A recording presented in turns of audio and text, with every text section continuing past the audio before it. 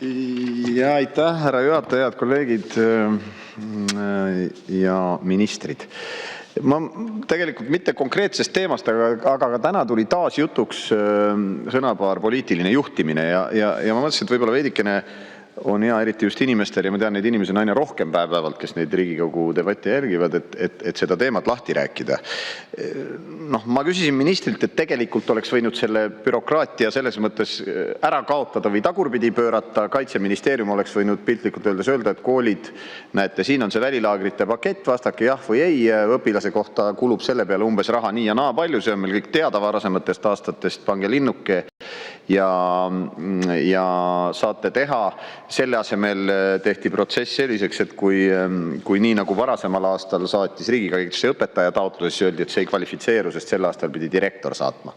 See on see, kuidas bürokraatia toimib. Nüüd minister vastas niimoodi, et tema hea meelega paneks selle riigikaitse õppe koolis kohustuslikuks, aga siis peab sellega nõus olema ka haridusminister, kes on ka nüüd saali jõudnud, selles mõttes on debatt eriti viljakas, et kõik osapooled kuulevad.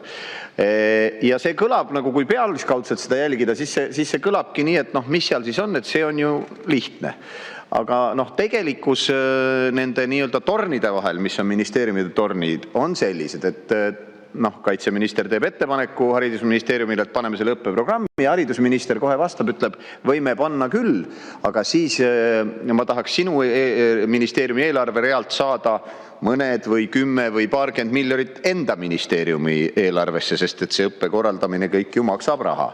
Ja vaat siis tekib see koht, kus on vajalik poliitiline juhtimine, sest et siis Pevkur enam nii algaja minister ei ole, ta enam kujutab seda ka ettevaatavalt, et siis, aga kui ta läheb nüüd oma ministeeriumisse, ütleb, me leppisime haridusministriga kokku, et liigutame sinna, paarkümmend milli paneme kaasa, siis talle hakkavad osakonna juhatajad, asekantslerid ja kantslerid rääkima, et ei, seda raha me küll haridusministeeriumile ära ei anna, sest see on meie kaitseministeeriumi raha. Ja siis, kuidas edasi see asi võib minna? Minu arust on minister Pevkurilgi juhtunud siin mingeid asju, kus ta on tahtnud ministeeriumis midagi muuta ja siis hakkavad ilmuma näiteks artiklid, kus kantsler avaldab arvamust selle kohta, mida minister on valesti teinud või me teame näiteks Pevkuri kolleeg Laanet tahtis teenistusliku järelevalve teha prokuratuuris. Hopla, aastaid prokuröride sahtlis istunud see korteri üürimise kaasus, hopsti, tõsteti laua peale ja asi pandi käima.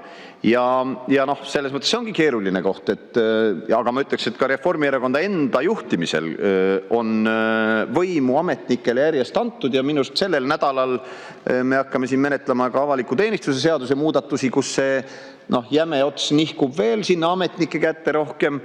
Ja siis ongi raske seda poliitilist juhtimist rakendada, aga tegelikult on see võimalik. Tegelikult on vaja julgust ja on vaja tarmukust.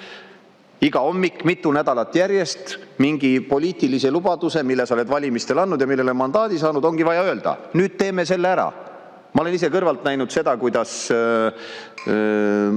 siis, kui Martin Helme oli rahandusminister, said lõpuks aktsiisid alandatud. See mitu nädalat oli ministeeriumi siseselt tippametnikele seletamist, et ei, see ei ole mingi praegu arutelu koht, see on see, et te valmistage materjalid ette. Ja siis sa jälle järgmine päev lähed tööle ja hakkab see vestlus otsast peale. Nii et ma saan aru, Hanno, et mugav on. Selline ilus pikk poiss, käid pressikonverentsil, räägid kaitsevõime 5% ja rahva armastus, aga tee midagi. Ei ole vaja, need on väikesed summad, et koolidesse riigikaitse õppe sujuvalt toimida saaks. Leia endasse sirgeselgsus üles.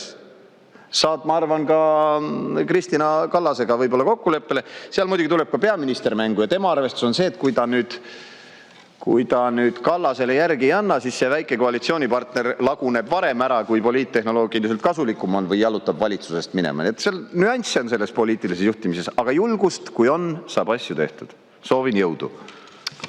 Aitäh!